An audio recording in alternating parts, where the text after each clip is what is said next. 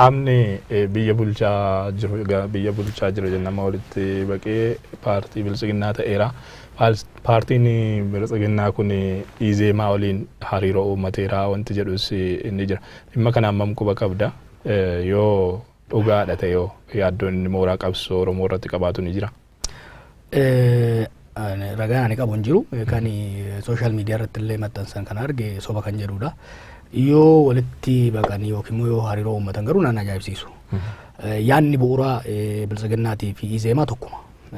Foundationally waan garaagarummaa qabu miti. Bu'uurri isaas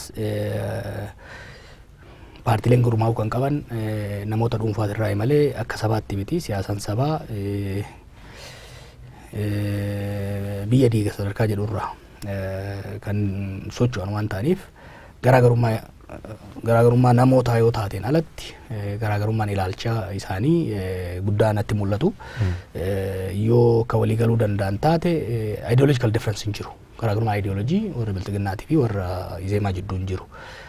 Yoo ka walitti dhufuu danda'an taate garaagarummaan ilaalchaa isaan iggitu waan jiru natti hin fakkaatu. Yoo dhufanis agas mara mooraa qabsoo Oromootiif faayidaa malee bu'aa guddaan miidhaa guddaan qabu. Dirreen siyaasaa biyya kana amma calalaati kan deemaa jiru.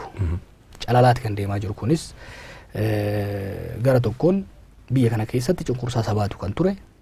Cunqursaa sabaatiitu rakkoo siyaasaa biyya kanaa fide. Furmaanni jiru uummanni cunqurfame eenyummaa isaatiin gurmaahee naannoo isaatirratti ofiin bulchuu akka biyyaatti immoo akka gumaata isaatii fi akka baay'ina isaatiin gahee diinagdee fi aangoo isaan malu argachuu qaba kan jedhu garee tokko. Garee biraatiin biyya kanatti rakkoo kan uume sabaan gurmaa'uudha. Sabaan gurmaa'uun biyya kana hin qoqqoode, hin laaffise, rakkoo madda jeequmsaatti ta'e. Kanaaf furmaanni jiru sabaan gurmaa'uun kun hafee namoonni akka dhuunfaaf akka fedhii isaaniitti walitti dhufanii citizenship based kan jedhaniin akka lammummaatiin akka nama dhuunfaatitti walitti dhufanii gurmaa'uudhaan akka Itoophiyaatti socho'uu malee akka Oromootti akka Somaaleetti akka Affaaritti socho'uun bu'aa hin qabu warra jedhu jira jechuudha. Kuni waggaa 50 waan turedha haaraa miti. EPRP achirraa Qinijjit achirraa Gimboot Sabaat achirraa Izeemaa amma immoo Bilisiginnaadha. Keenya immoo Ma'isoon Icaat san booda adda bilisummaa Oromooti KFO'dha amma sadarkaa jirru kanarra geenyee jirra jechuudha. Mooraa lamaa jechuudha. Yaanni lamaan kun tarii yoo balleessuu baanne filannoo kanarratti gabaarra oola. 2005 gabaarra oolee ture. Warri Qinijjit gara tokko qabatanii warri Hadii gara tokko qabatanii. Rakkoon ture humnoonni Oromoo humnoonni dhugaadhaan saba bakka bu'an filannoo san keessa dhiibamanii waan turaniif garee federaalizimii soobaatiin deemuu barbaadu warra TPLF fi garee humnoota Amaaraatu wal dura dhaabbate. Sun rakkoo uume hin beekna. Barana garuu humnoonni sabummaadhaan mirga sabaan jaaramuudhaan amanan gara tokko dhaabatanii warri dhuunfaadhaan jaaramuu barbaadan gara tokko dhaabatanii filannootti seennaa jechuudha. Kanaaf warri Bilisiginnaatii fi warri Izeemaa yoo walitti kan makaman taate yaada isaanii Oromoo fi saba hundaaf dhiyeessu. Sabaan jaaramuun bu'aa hin qabu. Sirni federaalizimii sabarraa jaarame kun bu'aa hin qabu. Sirna bulchiinsa ji'ogiraafiiti kan jaaruu qabnu. Miidiyaan haa ta'u, naannoon haa ta'u, bulchiinsi haa ta'u, maqaa sabaatii fi bifa sabaatiin jaaramurra bifa adda addaatiin jaaramuu qaba kan jedhu haa dhiyeessan isaan. Nummoo bu'aa kanaa dhiyeessinaa jechuudha. Hanga jeequmsatti hin seenamnetti itti deemnaa jechuudha. Namni keenya sirriitti hubachuu danda'uu qaba. Fafakkeessuu dhiisuus qabu warri yaada saniis deemanis ifaan ifatti bakka lama dhaabbachuun gaarii miti. Sabaan gurmoofne sabaan sojoonee tumsas akka sabaatti ijaarrannaan garee tokko lakki akka nama dhuunfaatitti paartii ijaarrannee deemna. Wanni sabarratti hundaa'ee deemu kun ifafa biyyaaf bu'aan qabu kan jedhan ifatti garasitti ba'anii deemuu danda'uu qaban. Gama lama yoo deeman hin rakkatu. Bakka lamatti ba'uudhaaf isaan gargaara. Sabnis osoo burjaajjiin keessa hin naqamin ifaan ifatti kan isaa ta'u akka filatu hiree uumaa fi ani waan nama jechuun warri qabsoon Oromoo gara fuulduratti baase yaada saniin deemuun namoota amilee tuquu danda'a waan tokko ta'uu danda'a. Haa ta'u garuu ifatti addaan bahanii deemuun kun immoo uummanni filannoo ifaa akka argatuuf hin gargaara jedhee yaada. Gama kan birootiin TPLF gama isaatiin tumsaa yookaan hariiroo mataa isaatii horachuudhaaf waan deemaa jiru fakkaata. Tibbanaa korri tokko Maqaleetti taa'amee ture. Kora kanaan wal qabatee waan hedduutu deemaa ture. Kan kora kana irratti hirmaachuudhaaf olee Oromoo qabsaa'ota Oromoo morman hedduun ni jiru. Sababni isaas kaleessa dagachuu ta'a diinaa wajjin maaddii tokko qooddachuun hin barbaachisu jechuudhaan kan qeeqan jiru. Gama kan biraatiin immoo yaadni ka'u siyaasa keessatti diinni dhaabbataas ta'e firri dhaabbataan hin jiru. Dantaa hawaasaaf dantaa uummata keenya kabachiisuuf taanaan eenyu wajjin yoo hojjenne rakkoon hin jiru jechuudhaanis immoo qaamolee yaada isaanii ibsataa jiran ni jiru. Mee dhimma kana hoo akkamiin ilaalteeti? Dhimma TPLF nuumatu sabiitti fannise gama lachuunu. Warri gara mootummaa jiru wanta injifannoon humna injifannoon irra aanne deebisanii ittiin loluudhaan lubbuu itti horaa jiru. Warri gama mormitootaanis jiru humna har'atti bu'aa tokko nuuf buusuu hin dandeenye wajjin harka dhaaniit relevant godhaa jiru. TPLF relevant kan godhe mooraa qabsoo Oromooti. Nan babal'isa. TPLF siyaasaanis humnaanis mo'ameeti kan aangoo gallakkise. Uga gallakkise waan murteessinetu jira. Gaafuma Ihaadeg diigurra Ihaadeg keessa warri jijjiirama qabu keessattuu bidoo keessa ol bahee aangoo qabatu gaafa jennu wanta painful ta'e murtaa'etu jira. Kunis maali? Haqaa fi nagaa keessa tokko filachuu qabna turre. Yakka isaan kaleessaaf dheengadda waggoota deemsa irratti hojjetan kanaaf gumaa gaafannamoo ce'umsa nagaa dursina kan jedhu. Ce'umsa kamiyyuu keessa transitional democracy keessatti waan uumamudha. Kanarraa TPLF gargoo gandifatte haa deemtu saamicha siitii fi ajjechaa isii yeroodhaaf irra dabarmama kan jedhudha. Kanatti stick gochuun hin danda'amne Ihaadeg keessatti. Isaan qofa osoo hin tahin gara mootummaatiin warra paartii biyya bulchuutiin waanuma hunda isaanumatti quba qabuudhaan itti gaafatamummaa jalaa bahuudhaaf warra isaan qeeqos afaan cufsiisuudhaaf jecha waanuma hunda Getaachoo Asaffaa TPLF jedhanii ol kaasan. Gara mormitootaatiin gara aktivistootaanis wanni ka'u tokko immoo akka waan TPLF humnas tahee dhageettii tumsa nuu ta'uu dandeessutitti isii wajjin ragaduunis dhugatti realistikii miti. Humni kun deebi'ee dhiibbaan mootummaa kanarratti sirna kanarratti godhu agasmara miti. Fakkeenyaaf waa'ee federaalizimii irratti TPLF dhugaadha dur humna federaalaa turte gaafa qabsoorra turte qabsoo sabaat gaggeessaa turte erga aangoo qabattee booddee san gantee olaantummaa garee tokko tuuluudhaaf deemte amma aangoo irraa buuteerti dantaa akka jaarmaatti qabduuf kan saba sii eegsisuudhaaf gara federaalizimiitti siqaa jirti. Haa ta'u shaampiyoonaa federalizimii garuu ta'uu hin dandeessu.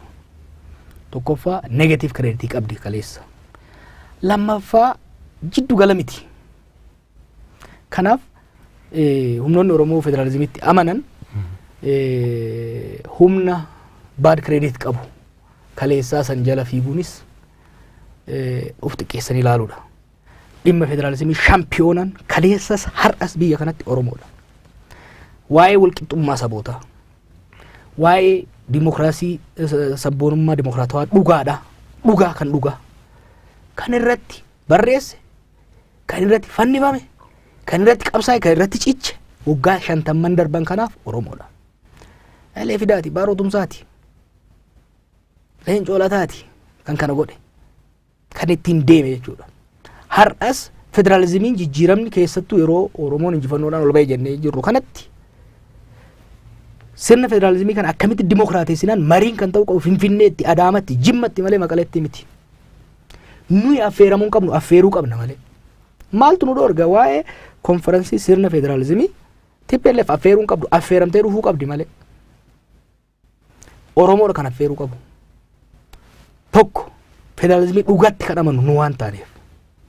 Lammaffaa federalizimiin dhugaa akka jaaramuuf humnas dhugas kan qabnu jiddugala warri taane central warri taane nuyi. Kanaaf wanni deemnuuf ifatti hubatamuu danda'u qaba. Kana godhuu osoo dandeenyu amma baay'ee waan anamilee na tuqu tokko jira. ummata dammaqaa akka Oromoo kan hoggaa qabnu. Ummata miliyoonan tarreessiif galu kan osoo qabdu. Dhugaa osoo qabdu. Beekumsa guddaa osoo qabdu. Kun nafxanyatti achi harkifata. Gara warra paartii biyya bulchuutiin ilaalcha nafxanyaa fudhatan. Gara keenyan immoo gariin ilaalcha wayyaanee kaleessaa fudhachuu danda'a. Ilaalchi Oromoon jiru. Ejjannoon Oromoodhaa hin jiru. Nuti federaalizimii irratti federalizimiin akkamitti deemuu danda'uu qaba kan jedhu artikuleet goone qe'ee keenya irratti affeerree mariisisuu maaliif hin dandeenye. Itoophiyaa tokko taate ijaaruu jedhu warri paartii biyya bulchuu. Akka Oromootitti ijaaruu maaltu nama dhoorga. Gadaa Oromooti irratti, safuu Oromooti irratti, dhugaa Oromooti irratti. Saboota cunqurfamaa biyya kanaa walitti finnee ijaaruu maaltu nu dhoorga. Alternative vision for Ethiopia, alternative vision for federal Ethiopia Oromoon maddisiiseera. San gabbisuu dadhabuutu maxxantummaatti nama geessa. Haraaraadha maxxantummaan maaliif kan maxxannu namatti nu? Waay? Kanaaf dhimma TPLF irratti TPLF maaliif qopheessiti ishiin? Maaliif asitti hin qopheessine? Waay? Namoonni isaan affeeraa jiranoo warra kaleessa isaan wajjin korojoo hataa ture. Ammallee akka hin jijjiiraminii fi ammallee akka kaleessatitti sobuu akka ishiin barbaaddu kan ragaa ba'uudha tokko. Warri mootummaa immoo kana fuudhanii xiichu. TPLF deebisee ajandaa akka hin kenneef relevansii kan kenneef mootummaa kana. Maaliif? Jijjiirama dhufe kana. Jijjiirama qabsoo sabaaf sablammootaatiin dhufe kana. Jijjiirama sirna federaalawaa dimokiraatawaa jaaruudhaaf qeerroon fide kana cinatti gatanii sirna nafxanyaa leelisuudhaan abbootii nafxanyaa kaleessa nama keenya ciraa turan lalisuudhaan waan biraa deemaniif vaakiyuumii argattee TPLF kan dhufaa jirtu. Har'a hogganoota Oromoo, qondaalota Oromoo, hayyoota Oromoo TPLF wajjin jiran jennee itti iine hambisuu dandeenya. Saba biraa hoo dandeenya, saba Walaayittaa, warra Sidaamaa, warra saba biraa kan achi dhaqee hirmaataa jiru maaliif akkamitti dhoorguu dandeenya? Ni asitti alternative taanee yoo mul'anneedha. Federalizimii irratti marii dhugaa kan godhuu qabu ture sila obboleeyyan keenya mootummaa keessa jiran jechuudha. Obboleeyyan keenya mootummaa keessa jiran gara sirna fiwudaalaatti adada isaan jallataa deemaniin sirna federalizimii sirna sabaaf sablammoota walqixxummaa sabaaf sablammootaa eeggatu leelisuurra miidiyaa kan hoggaan jedhu ragaadhani miidiyaa ETV yoo laalte Faanaa yoo laalte Waaltaa yoo laalte duula federalizimii irratti duula sabaaf sablamummaa irratti hogganni keenya muummicha ministeeraa dabalatee jecha naftanyoonni kalee namaan jechaa turan zaranyaa jedhu fayyadamaa waan jiraniif saboonni cunqurfamoon kaleessaa sirni kaleessaa nutti deebi'aa jira. Inumaatu tarii wayyaanuma sanuu wayyinaa kan jedhutti namni deemaa jira jechuudha. Kanaafi ufii dadhabanii rabbiin sababanii ufii dadhabanii orman sababanii warri bilqinnaa waan jedhu tokko qaban. Kaleessa sirni federalizimiin turre har'a ijaaruudhaaf deemna. Not true. Federalizimiin waan lama of keessaa qaba. Kan saboonni kun beekan. Saboonni kun itti fayyadamanii waan itti guuttatan barbaadan malee waan kaleessa qaban hin dhaban. Federalizimiin waa lama qaba. Tokkoffaa caaseeffama structural devolution kan jennuun. Biyyi tokko naannolee takkaa'u kutaalee bulchiinsaa saba saniif aangoo bulchuu kennan qabaatan structural devolution. Lammaffaa qoodamiinsa aangootii fi kan qabeenyaatti sadarkaa lachuttu tokko. Naannoo maqaa isaaniitiin tolfame san keessatti aangoo guutuu qabaatanii ofiin of bulchuu mootummaa ofii filatanii kan ormi isaanii erguun osoo hin ta'in qabeenya achitti irratti abbaa ta'uu. Lammaffaa sadarkaa federaalaa keessatti aangoo fi diinagdee qoodamiinsa aangoo fi diinagdee lakkoofsa gumaata isaaniitiin isaanii malu fiduudha. Federalizimiin wayyaanee jala ture tokko guutee tokko hir'ise. Structural devolution takkaa'u caasaa kenneefii jira. Walaayitaan naannoo irraa haa gaafatu malee zoonii qaba. Oromoon Oromiyaa qaba.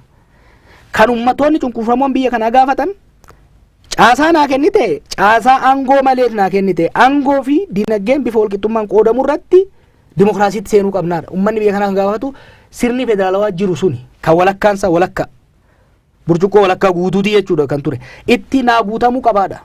Malee hin jiru sirni federalizimii kaleessa hin turre kan jedhu soba. Haasaan akkasii sun dhugaa yoodhaan nama warra Walaayitaa nan dubbisa, warra Sidaamaa nan dubbisa, Somaalee nan dubbisa, Affaar nan dubbisa. Shakkii guddaa qaban sirni federalizimii kun diigamuu danda'a kan jedhu shakkiin isaanii immoo sababa malee miti. Kan saboota biraa dhiibee harka wayyaaneetti galchaa jiru hoggansa ODP hoggansa biltsiginnaati. isaanis cal'isanii nama TPLF wajjin hariiroo qabu hunda criminalize gochuudhaaf haalli deeman ofii balleessanii ofii nama ofirraa dhiibanii achitti galchanii asii quba itti qabuun of tokkeessuudha. Kan Oromoo itti hiitee maal gootee manatti hambisuu dandeessa. Kan saba biraa garuu mirga qaba sabni biraa. Dantaadha saboota biraatiin kan walitti nu hidhu daangaa qofaa miti dantaadha. Dantaa sabni Sidaamaa sabni Walaayitaa Oromoon dantaa isaa yoo keessiseef jigii walitti baafata guututa. Hoggansi Oromoo dantaa isaa yoo kan hin guunneef ta'e immoo kan dantaa isaa guutu barbaadatee hariiroo ittiin uummataa jechuudha. Kibba keessatti maali kan goone ummatoonni kibba Oromootu aangootti dhufe. Ummatan wajjin gabroomaa tureetu aangootti dhufe. Har'a nuu darbuuf deemti. Sirni fiudaalaa kaleessaa hin deebi'u. Sirni federaalizimii hanquu qabu sun itti guutamee nuu sirraa jedheet gaafii naannoo kaase. Deebiin keenya garuu waraanatti erginee uummata Sidaamaa cafaquudhaaf yaaluudha. Har'as uummata Sidaamaa irratti uummata Walaayitaa irratti waan godhaa jirru jira. Kanaaf hoggansa Oromoo biyya hogganaa jirurraa sabaaf sabloonni biyya kanaa gaafiif shakkii guddaa keessa seenanii jiran. Kanaaf nurraa shakkii waan uummataniif alternative fira biraa barbaadataa jiru jechuudha. Kana jechuun garuu hoggansi Oromoo mootummaa keessa jiru karaarraa maqe jechuun hoggansi Oromoo biraa gara biraa laaluu qabaa jechuu miti. Nuti saba guddaadha rabbiidhaati. Beekumsa qabna, humna qabna, saba dammaqaa qabna. Alternative humni mormitu hayyoonni Oromoo Finfinnee keessatti, Adaamaa keessatti, Jimma keessatti uumanii sababmoota kanaan yoo hoggansi mootummaa keessa jallate Oromoo wajjin hin jallanne jedhee agarsiisuu danda'uudha qaba. Wajjin hin jallanne jedhee agarsiisuudha qaba malee dhaqee warra dantaa keenya eegsisuu hin dandeenye wajjin fiduudha. Kan biraa wanni reject godhamuu qabu guutumatti TPLF wajjin hin hojjennu yookiin immoo warra Tigraay wajjin hin hojjennu. Kunis sirrii miti. Kunis sirrii miti. Kaleessa wal lolleerra. Akka dhiiratti wal lolleerra. Wal qabneerra. Mo'anneerra. We moved on. Saba Tigraay wajjin hogganoota Tigraay wajjin akka maxxantuu isaaniitti akka ergamtuu isaaniitti osoo hin ta'in isaanis of danda'anii nullee of dandeenye dantaa waloota irratti waliin hojjenna.